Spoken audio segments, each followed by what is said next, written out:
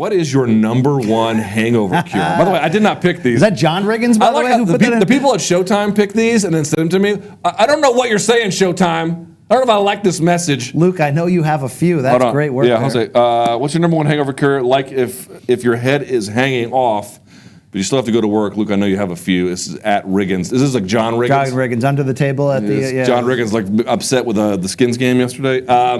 Number one hangover cure. Well, bro, I gotta tell you, at 40, there is no hangover cure. Yeah, see, that's once you get old balls, it's a Russian roulette. I could have a glass and a half of wine with the wife watching a sitcom and go to bed at 9 and end up with a javelin sticking out. Dude, if I don't drink enough water during the day and I have like 3 like microbrewery beers. Oh God! You wake up with a raging headache. If I go on the fruity side of the IPA and you got some extra ingredients in there, it just F's me up. That's what you get for drinking IPAs. Well, no. So the premise of the question is things you can do. IPAs are for people. It's like for people who have taste of craft and engineering. It's for basic bitches, really, is who it's for. That's the exact opposite of what a great IPA is. No, that's exact. IPAs. There are a couple of good IPAs.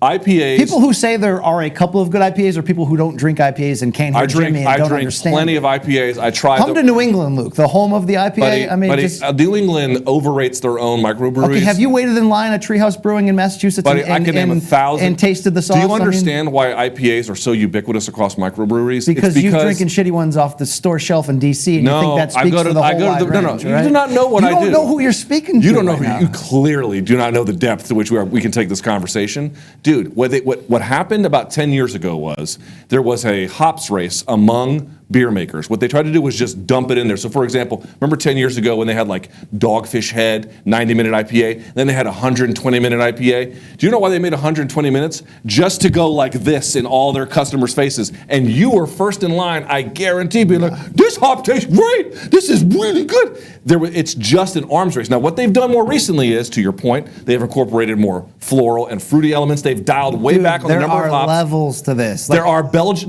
there's a one. I'm only talking about the top shelf right now. I understand. There is I'll give a shout out to them. There is a brewery in my own neighborhood called Right Proper. They make a Belgian style IPA that is phenomenal. Don't misunderstand me. First of all, if you're drinking Belgian style IPA, you're an asshole, because Belgian's the worst. Whoa, I'm a huge asshole. Worst style of beer. I mean, why don't we just put Belgian style? Are you kidding? Why don't we put a stick of butter inside the bottle here and like? You don't like Belgian style? You mean the world leaders in beer making? Are you out of your fucking mind?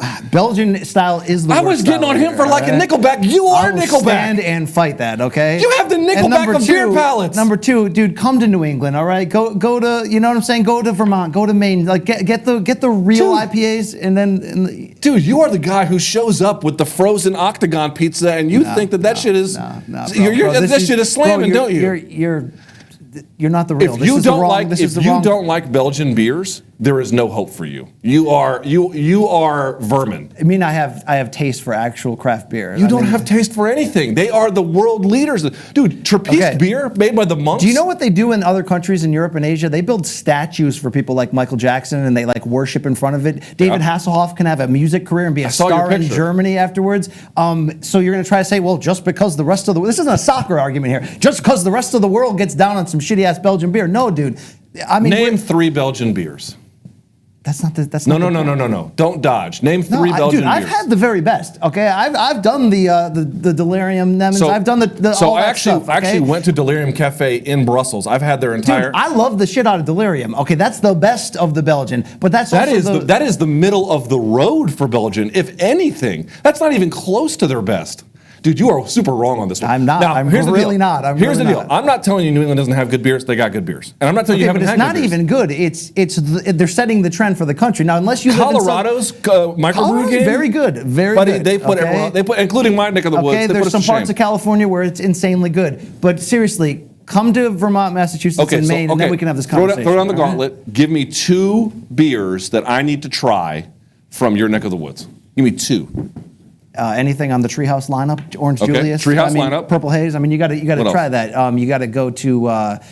Look, there's some Maine Brewing Company will change your life. All right. So what we're going to do is next week, can you pick some up and we try some on the air? See, I'm talking about beer so good that you have to go. In a lot of cases, you have to go there. Either deliver the goods or don't deliver the goods. We'll do it on the air. Okay. And what I will do next week when I'm in Jamaica, we'll do it. It'll be great. Are you not here next week? No. Come on. All right. Well, okay. The next time you're back, We're gonna do that. I'll How's bring that back some sound? Red Stripe for you. We'll have a real, I don't want- dong off. All right, the spirit of this question, though, Luke, Hangover cure. is a hangover cure. I don't want to say this out loud because it breeds up bad conversations, but what's my number one hangover cure? Stretching out a coat hanger and sticking down my throat. Purging. You want that shit out of your body, okay? You want it out. You want all the problems from the night before out. That's how you begin a hangover cure, okay? Yeah, I like greasy food. I like getting a kale smoothie. I like doing all that stuff. But give me a nice hot shower. Let me throw up and take a nap. I'll be back in the game, all right? That sounds like a healthy way to deal with your problems.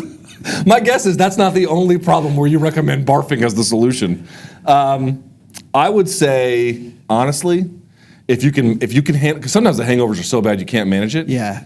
If the hangover is manageable enough to get a good sweat and then to go shower, like you rehydrate, get a good sweat out, go back, go shower, get a meal under you. Not people say the greasy meal. I don't know if I agree with the greasy meal. The theme of the question was if you had to go back to work, and that's another conversation. If you're just trying to survive on a Sunday at home, sweat it out. there are a lot of different factors you can use. There's some herb factors you can use as well. You can do that, and then ramen. I would have like a soup, right? There's a soup that my wife makes. I think the term for it is levante de muertos, like raising the dead. Oh, nice. Right? Oh, nice. Because you eat the soup, it's full of salt and whatever, and it kind of brings you back to life a little bit. I know the rock stars like Pedialyte. I like a nice acai shake, like a nice power shake to kind of shake things up. Honestly, when I was 25, I would just wake up, sweat it out, I'd be fine.